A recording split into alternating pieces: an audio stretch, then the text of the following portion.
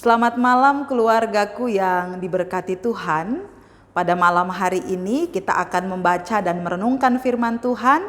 Mari kita berdoa. Ya Allah Bapa yang bertahta dalam kerajaan sorga, Allah yang kami puji dan sembah di dalam Yesus Kristus firman yang hidup.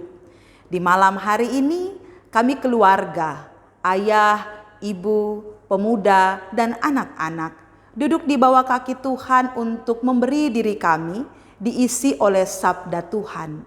Berkati dan tolonglah kami melalui Roh Kudus-Mu agar oleh hikmat Allah kami dimampukan memahami, mengerti, serta melakukan firman Tuhan dalam menjalani panggilan dan pengutusan kami di dunia ini. Berfirmanlah bagi kami Tuhan, karena kami telah siap untuk mendengar. Amin. Pembacaan Alkitab kita pada hari ini terambil dari Kisah Para Rasul pasal 20 ayat 7 sampai 12, demikian firman Tuhan. Pada hari pertama dalam minggu itu, ketika kami berkumpul untuk memecah-mecahkan roti, Paulus berbicara dengan saudara-saudara di situ karena ia bermaksud untuk berangkat pada keesokan harinya. Pembicaraan itu berlangsung sampai tengah malam. Di ruang atas, di mana kami berkumpul, dinyalakan banyak lampu. Seorang muda bernama Eutikus duduk di jendela. Karena Paulus amat lama berbicara, orang muda itu tidak dapat menahan kantuknya. Akhirnya ia tertidur lelap dan jatuh dari tingkat ketiga ke bawah. Ketika ia diangkat orang, ia sudah mati. Tetapi Paulus turun ke bawah. Ia merebahkan diri ke atas orang muda itu, mendekapnya dan berkata, "Jangan ribut, sebab ia masih hidup." Setelah kembali di ruang atas, Paulus memecah-mecahkan roti lalu makan. Habis makan, masih lama lagi ia berbicara sampai fajar menyingsing, kemudian ia berangkat. Sementara itu, mereka mengantarkan orang muda itu hidup ke rumahnya, dan mereka semua merasa sangat terhibur. Demikianlah pembacaan firman Tuhan, terpujilah Kristus, haleluya. Keluargaku yang diberkati Tuhan, pernahkah kita, Bapak Ibu, pemuda, anak-anak tertidur di gereja? Pengalaman ketika saya berkhotbah, baik itu dalam ibadah hari Minggu maupun ibadah keluarga, beberapa kali saya melihat ada yang tertidur dan itu mengganggu konsentrasi saya karena sangat menarik perhatian ketika ada yang tertidur ketika saya menyampaikan firman Tuhan. Ternyata tertidur atau mengantuk itu bukan hanya terjadi saat ini, tetapi dahulu juga terjadi pada masa pelayanan para rasul. Bahkan secara khusus dalam bacaan firman Tuhan pada hari ini, pada pelayanan Rasul Paulus. Bapak Ibu yang diberkati Tuhan, ketika Rasul Paulus sedang berbicara atau melakukan pengajarannya dan juga melakukan pelayanan perjamuan kudus, tiba-tiba terjadi satu kecelakaan yang tidak terduga, di mana ada seorang pemuda bernama Eutikus. Ia terjatuh dari lantai 3 karena ia duduk di atas jendela sambil mendengarkan pengajaran atau pembicaraan dari Rasul Paulus. Dan ketika ia terjatuh, maka yang terjadi adalah ia meninggal di tempat. Penyebab kecelakaan itu adalah karena ia mengantuk mendengarkan khotbah atau pengajaran dari Rasul Paulus.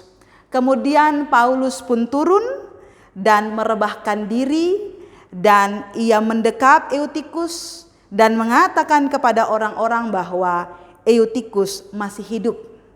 Dan orang-orang di situ kemudian merasa bahagia, terhibur karena pelayanan Rasul Paulus.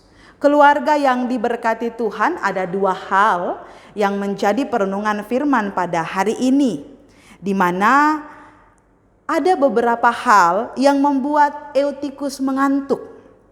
Ya, bisa saja Eutikus karena dia beraktivitas dari pagi sampai malam, dia letih, dia lelah, ya, seperti itu. Kemudian dia akhirnya ketika mendengarkan khotbah dia menjadi ngantuk. Apalagi kalau kita lihat dalam ayatnya yang ketujuh, pembicaraan itu sampai pada tengah malam. Nah, setiap manusia punya keterbatasan dan ketahanan yang berbeda-beda ketika mendengarkan seseorang berbicara. Kalau dalam ilmu homiletika, untuk berkhotbah itu juga mempunyai batas-batas waktu. Bagi orang dewasa mungkin 20 sampai 30 menit, bagi anak-anak itu 5 sampai 7 menit. Karena batas dan kemampuan seseorang itu berbeda-beda. Namun apapun alasannya, tertidur adalah tindakan yang salah. Ketika mendengarkan orang berbicara, apalagi ketika mendengarkan firman Tuhan. Karena Eutikus mungkin dia merasa bosan, dia merasa pembicaraan Paulus terlalu panjang, sehingga kemudian ia bisa mengantuk. Kita bisa bayangkan Bapak Ibu, Rasul Paulus yang diurapi oleh Tuhan, yang tentunya menyampaikan firman Tuhan dengan semangat yang menyala-nyala, yang perkataannya indah dan menguatkan, bahkan penuh dengan makna yang mendalam, itu bisa membuat Eutikus menjadi tertidur. Sadar atau tidak, hal ini sering terjadi dalam kehidupan kita sebagai jemaat Tuhan yang ada di gereja ataupun mengikuti ibadah keluarga atau ibadah pelkat atau ibadah yang lain, ya. Siapapun pengkhotbahnya, mungkin kita menganggap itu masalah sepele, ya, kalau tertidur atau mengantuk biasa. Tapi jangan pernah tertidur ketika kita mendengarkan firman Tuhan, ya. Apalagi kalau dalam ibadah keluarga, mungkin ada bapak ibu yang dari pagi sampai sore pulang kerja sudah letih, sudah lelah, sehingga kemudian ketika mendengarkan firman Tuhan merasakan keletihan dan mengantuk. Di mana kita harus bisa mengelola dan mengantisipasi diri kita supaya kita tidak tertidur. Dengan cara apa? Mengatur waktu, mempersiapkan diri kita dengan baik.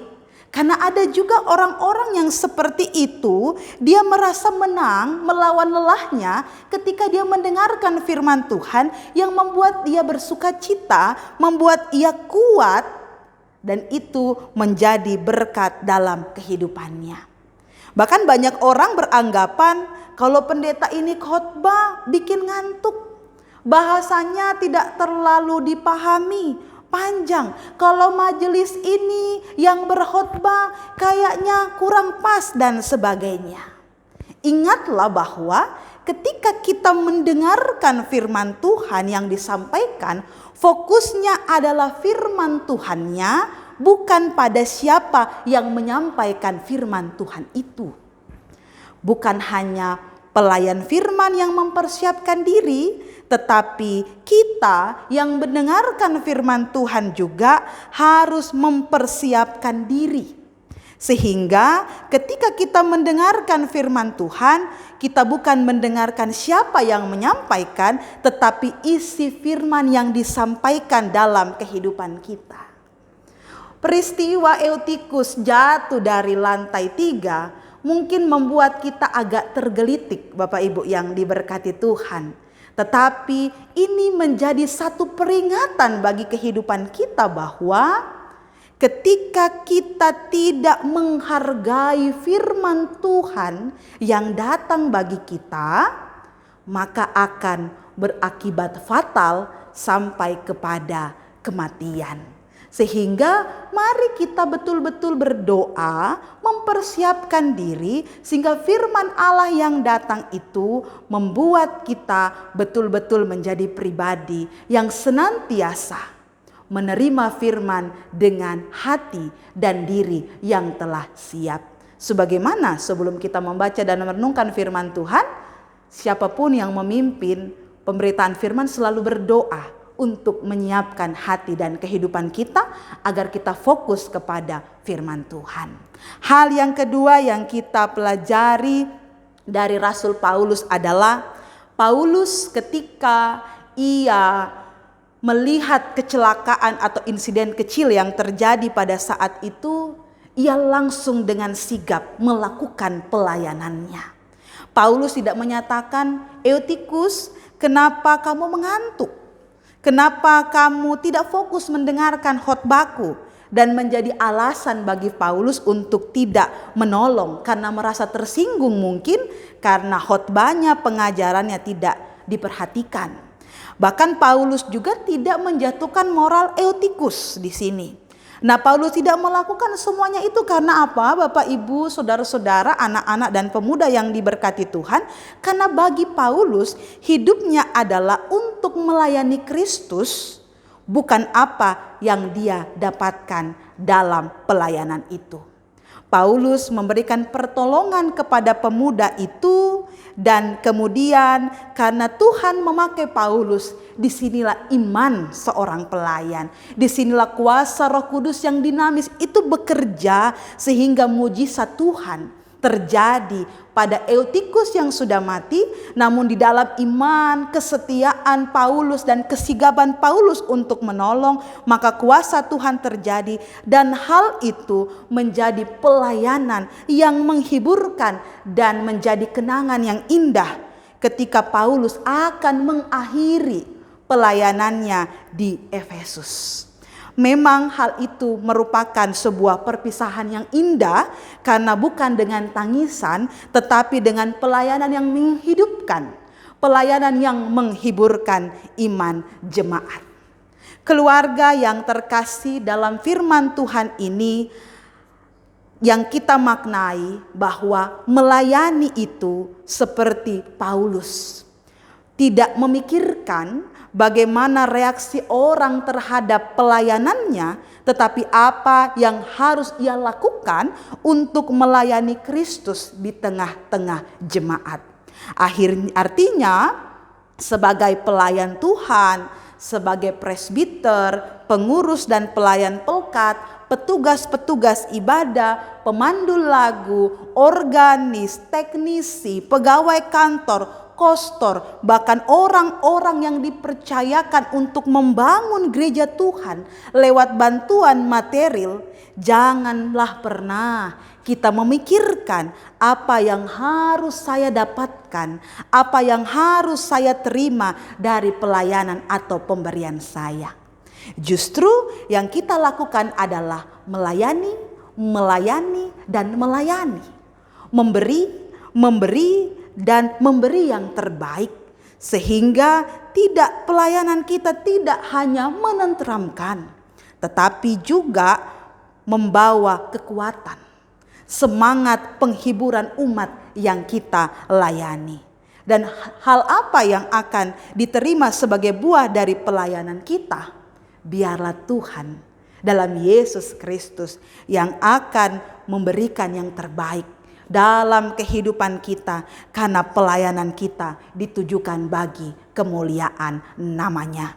Tuhan Yesus memberkati setiap kehidupan kita yang mempersiapkan diri dan menerima firman Tuhan, dan memberkati pelayan-pelayan Tuhan dan keluarga. Roh Kudus memampukan kita. Amin.